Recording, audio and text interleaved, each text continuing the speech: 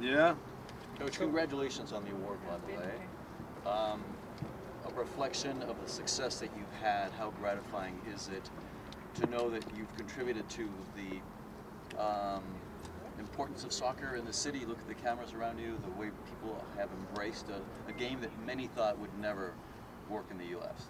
It's exciting to be part of it. And from the start, when I arrived, I've always given credit to the people who are part of LAFC before I arrived, because it was their efforts in every neighborhood, talking about what kind of team we would try to have and what kind of club we wanted to be in a stadium that wasn't built yet.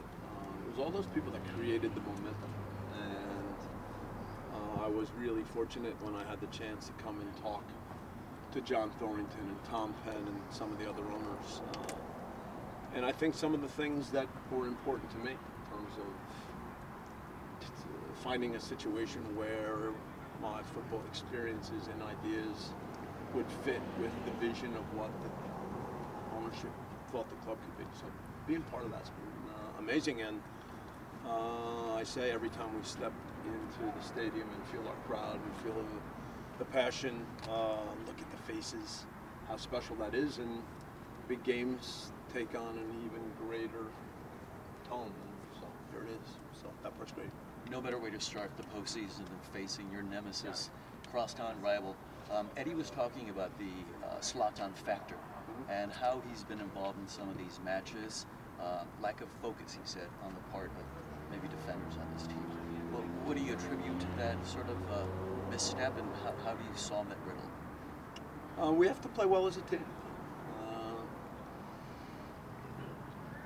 I think anybody who watches us sees that when we go on the field, we try to take control of games. We try to move forward, create chances, and in the process,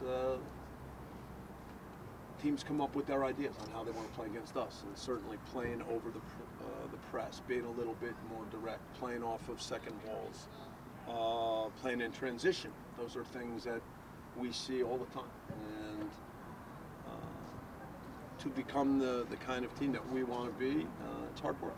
We're going in a good direction, but there still are moments where we make mistakes. I don't know how many of you saw Wolves and Man City a couple weeks ago. These are games that happen in football, and when we see games like that, it's a reminder that the football that we want to play is still a challenge. We love it every day.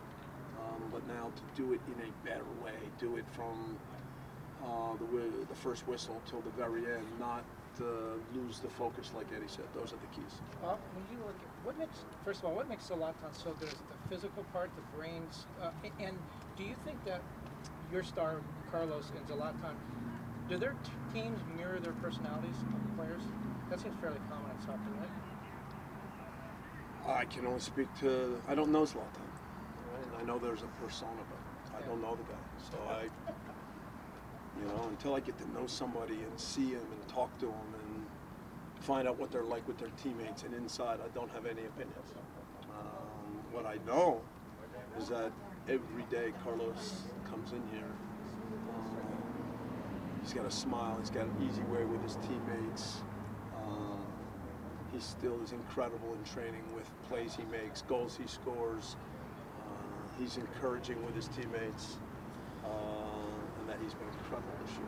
So for me, that's the part that I love to talk about. And Zlatan, what's his strength, do you think? Is it the size? When Barcelona plays Real Madrid, I don't know how many questions Barcelona gets about Cristiano Ronaldo, but probably they didn't answer many of them. All right, and I'm not answering any of them. So there we go. Bob, this. Do you feel like you guys stronger in terms of as a unit and the style of football that you guys show? I only know us. Okay, Yeah. Our football is there for you to see and either like or dislike. And look, when it comes to the fans on both sides, and that's what makes it a rivalry. But our football is still to try to take control of games, try to win the ball back, try to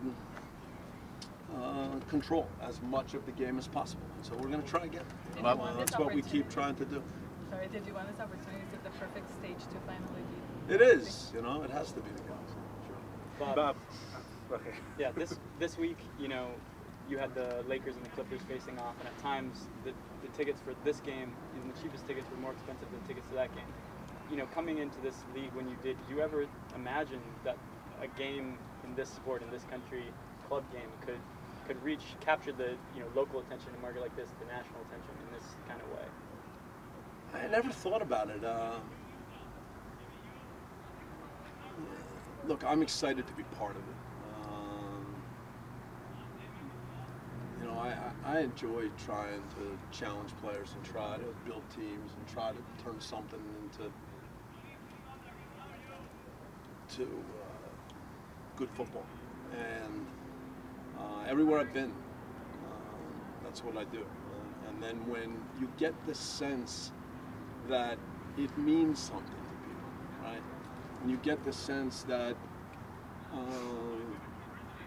the club cares about trying to be connected in a city, connected with its fans, then that's important, right? And I think there's a lot of clubs in the world that talk about it. Look, we're not even 2 years in terms of on the field.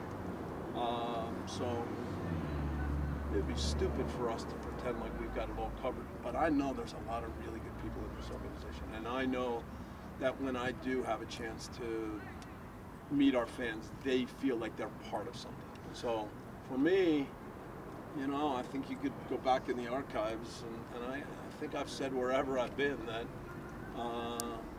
we want to make our fans feel like they're part of it, right? And I think that's important. It's not just words, so we try. And the fact that now we can play a big game in this incredible stadium against the rival from Los Angeles, I think that's fantastic. Bob, do you think great part of the success is what Carlos does in the field? I say this because Minnesota couldn't score a goal and they got eliminated, and then in playoffs you need to score goals to advance to the next round too. So you think great part of the success depends on Vela for tomorrow's game? It's the way we play. So we've scored a lot of goals this year.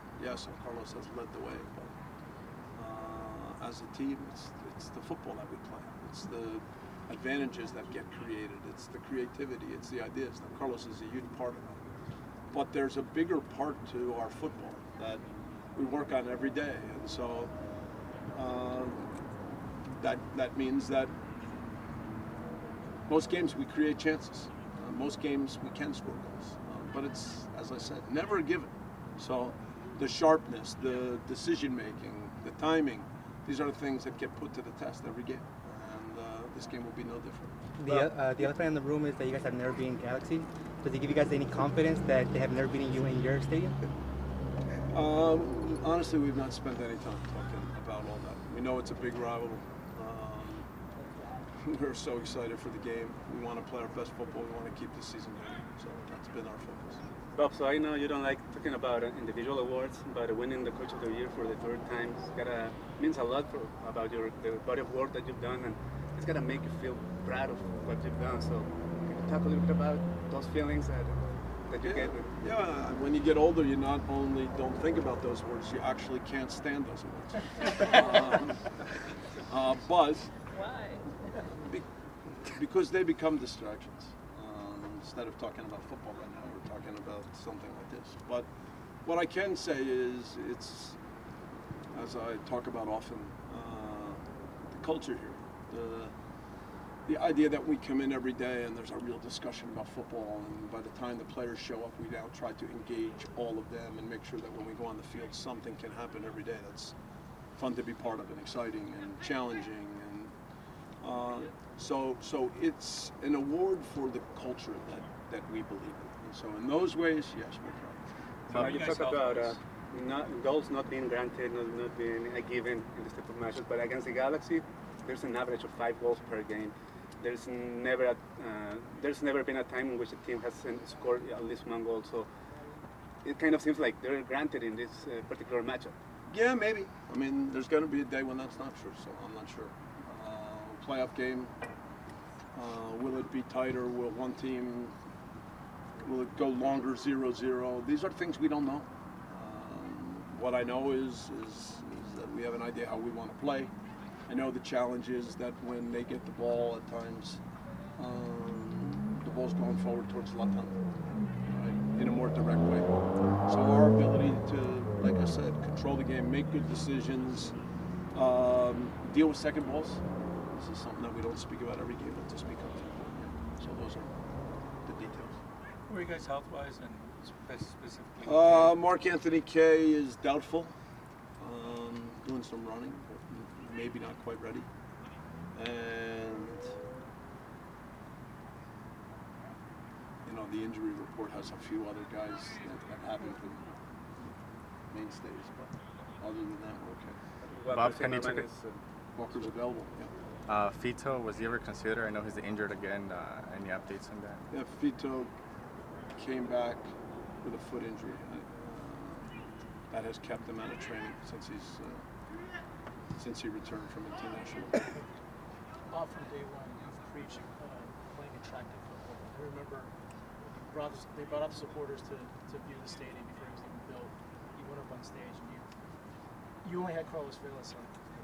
You were kind of emboldened, committed to playing attractive football. What was the key to making that happen? Yeah, I mean, look, you use this phrase, attractive football, so I try to stay away from stuff like that. I try when I can to talk about our football, and I do believe that when you have the ball, if you take initiative, if you have ideas on how you can create chances, if you lose the ball, that you are willing to take some risk and try to win it back, that's a good way to develop players, and that's a good way to develop a team. And I think that when you get good players and when they have talent and when you see their personalities come out on the field, then the people who watch get excited and they want to come back and want to continue support. So we've tried to do all of